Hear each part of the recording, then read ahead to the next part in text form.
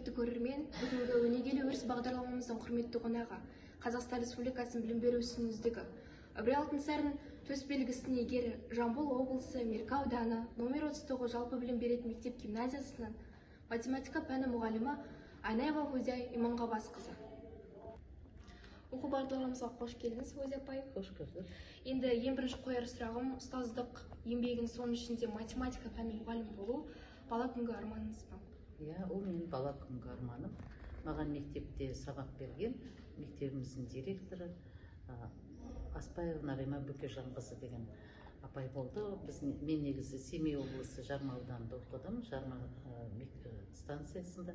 Сонда мектепті аяқтаған, содан сол кісіге қызығып математик болуды армандадым. Келесі сұрағым, сіздің еңбек жолыңыз қалай басталды? Еңбек жолым бірінші осы Меркі ауданы 34-ші мектептен басталды. Одан кейін 18-ші мектепте істедім, кейін Алматыда істеп келдім 10 жыл. Одан қайтадан осы 39-ші мектепке келіп жұмыс істеп жатырмын. Жауабыңызға рахмет. Бүгінде сіздің біліммен тәрбие беріп, шыңдап жатқан, ел абыройын сақтатып жатқан шәкірттеріңіз туралы айта кетсеңіз? Мен енді математика пәнін таңдаған шәкірттерім өте көп.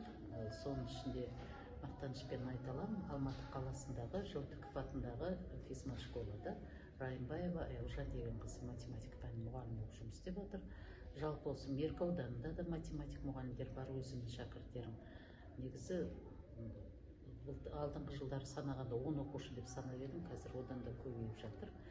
Жалпы математик мұғалімдермен, өзімнің шәкірттерімен мақтан аламын. Енді Фузия апай, білеміз, сіз ауыл балаларын оқытып, халықаралық олимпиадаға қатыстырып жатсыз. Енді ауыл балаларын олимпиадаға шыңдауға не түрткі болды? Негізі мен 10 жыл Алматыда жұмыс істеген кезде осы ауыл балалары туралы жақсы ойда емес еді. Көп мұғалімдер ой, ауылда білім бар ма деп. Мен соны дәлелдегім келді. Қазіргі 11-ші сынып оқушыларын өздерінде 5-ші класстан бастап математикаға үйреттім, олимпиадаға дайындадым. Ең бірінші алғашқы олимпиадамыз шексіз математика олимпиадасы болды.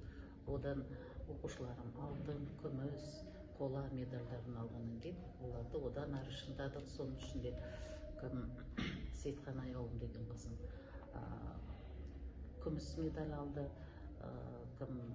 Серікбек Айдын деген оқушым алтын медаль алды, Шайылды Ақберді деген оқушым сол кезде қола медаль алды. Осы үш оқушы шексіз математикада осындай жетістіктерге жеткеннен кейін одан да ары қызықтырып, осы оқушыларды дайындадым.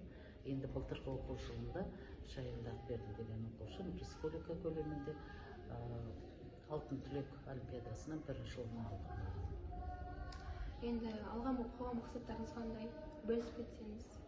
Алдыға қойған мақсаттарым енді мақсат өте көп қой, бірақ енді Құдай қаласа пенсия ашқан деп отырмын. Сонда да оқушыларым, келе жатқан класстағы оқушыларды да олимпиадаға дайындау. Ал қазіргі өзім 11-ші классының оқушыларын 140 балл алатындай математика таңдаған 8 оқушы бар.